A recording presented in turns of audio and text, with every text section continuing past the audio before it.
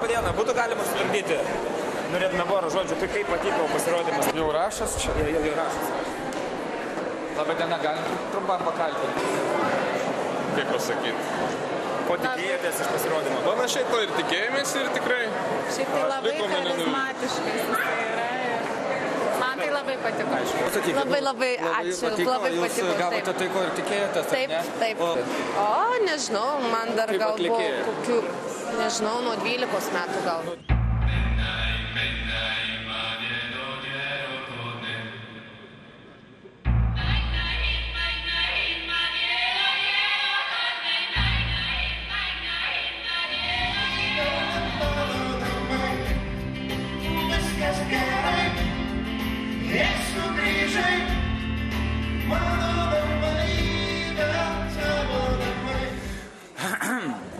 Muzikinė Rusija laidoje svečiuojasi niekam nežinomas atlikėjas, pradedantis muzikantas, pradedantis laidų vedėjas, rašytojas, teksto autorius, Marijonas Mikutavičius. Turime jo nuotrauką, šitą tokią mes radome.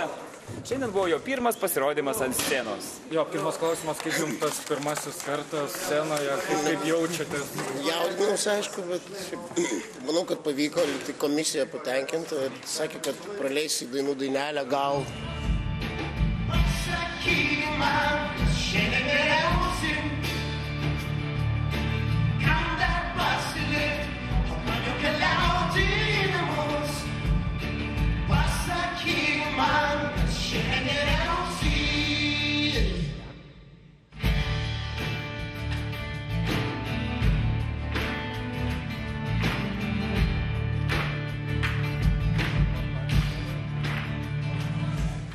Nu, nemanau, kad jūsų balsas labai prikimęs, tai nemanau, kad praeitume tą pirmąją etapą. Aš mutuosiu atgal. Vardant dainų dainelės aš tai padarysiu. Supratau, o dėl ko pavadinote tai tą grupę, taip pasivadinote, kodėl? Tai kad iš tikrųjų šiandien paskaičiavom ir supratom, kad iš visų 7 ar kiek tų grupės narių 4 serga. Tai yra tikrai. Ir tas Millerio-Fischerio sindromas iš tikrųjų yra labai reta liga. Tai čia Marijonas Mikutavičius, grupės toks pavadinimas, ar ne?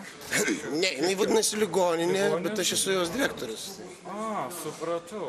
Turite audrių klausimą? Tai turiu klausimą. Nuo ko pradėjote savo muzikinę karjerą? Prieš dainų dainelę, prieš dirbau statybose, stalium ir dainuodavau laisvų nuo darbo metu. Ne, mes, ką žinau, kaip ir visi. Tingėjom dirbti ir norėjom patikti merginom. Pradėjom muzikuoti. Čia kaip ir visi. Tai aišku, dėl kokį tu tai darai. Ir tu tokį klausimėlį girdėjome, kad statybų firma vadinosi Bovi pavadinimu. Jo, buvo tokia grupė, tai mes su jais tada. Bet čia seniai, čia buvo gal 91 kokiais metais gal. Čia Bon Jovi? Panašiai. Ne, aš prašiausi Bon Jovi, jie manęs nepriėmė, nes jau turėjo Bon Jovi. Jis blogesnis žymiai. Tai aišku, jis blogesnis, bet jie matyt neįvertino to, gal tarimas mano netinkamas buvo. O kaip prasidėjo iš vis tas, aš asmeniškai, kolega Audrius, jisai tą grupę žinojo, aš bent jūs pažįstu iš tų naujesnių laikų, kai 3 milijonai visą kitą. Kaip apskritai prasidėjo ta Bovi, kaip susibūrė? Aš dirbau tuo metu žurnalistu. Ką reiškia dirbau, ten vaidinau, kad dirbau. Daugumas iš mūsų. Taip, nes mokiausi tuo metu žurnalistikoje ir kažkaip, kadangi nieko neišmaniau, tai rašiau apie muziką. Ir tada nuėjau į vienos grupės koncertą Bovi. Ten koncertavo keli atlikėjai, jie buvo vieni iš visų ir aš nežinau, buvau labai įžūlus, kad priėjau prie gitaristo po jų pasirodymo ir sakiau, nes gitaristas ir grojo ir dainavo. Ir aš priėjau ir sakiau, ar jums nereikia vokalisto. Taip duodama suprasti, kad jis žiauriai šūdinai dainuoja. Bet aišku, tiesiai to nepasakiau. Ir tada ir turėjau diktofoną tokį labai didelį, nepalyginsi su šitų. Mažesnis? Ne, čia dabar tos technologijos. Mano buvo toks bandūra. Ir aš ten buvau įrašęs į kasetę kažkokių tai dainų priklikavęs namie. Ir tai hebrai daviau paragauti. Jie paklausė, sakė, okei, bandom. Ir tada aš atsidūriau grupėje.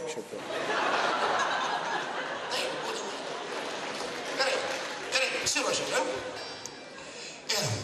Ir jam dar liko kažkas pernai su kuriais. Užsisėjom!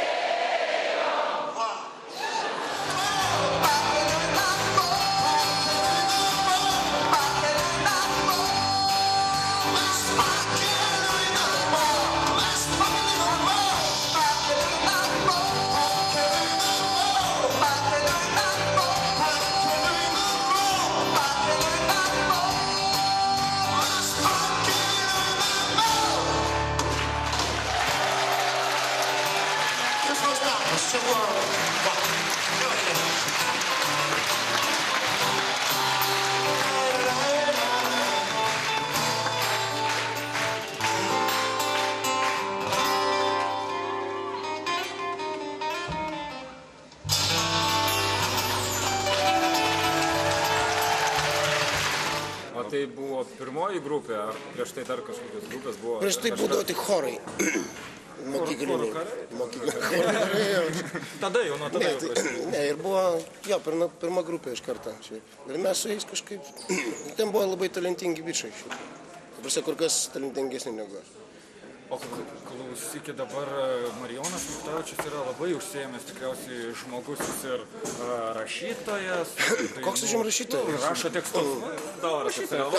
Ir kiek skaičiau, ir scenarijus rašo, laidas veda, ir futbolo žaidžia. O koks Marijonui pats jis labiausiai patinka? Ar rašytojas, ar dainuojantis? Jūs taip kalbat, klausėt, tarsi tas Marijonas yra kažkur. Aš jį pažįstu gerai.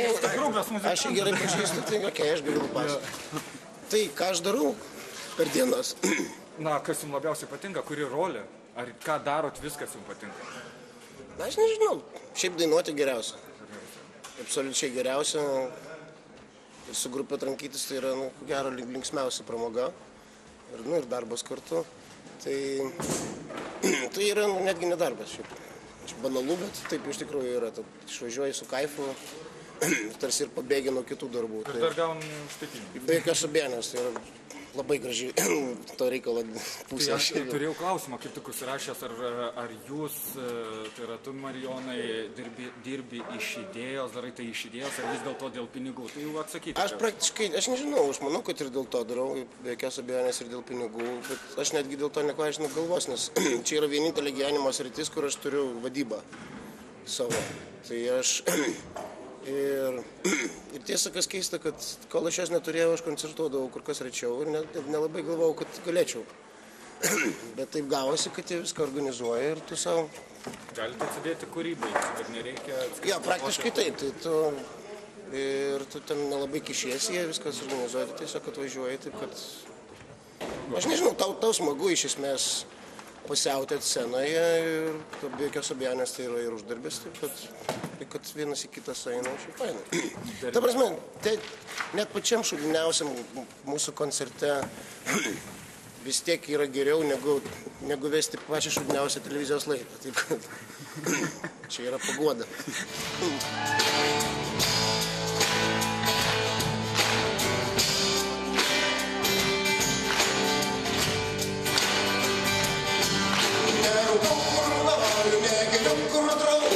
Žinojausi, kai reikia papustu, jeigu baudžiu.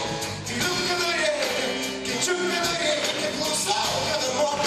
Esu jaunas kaip tai, milijoną turiu, įsipareigoju.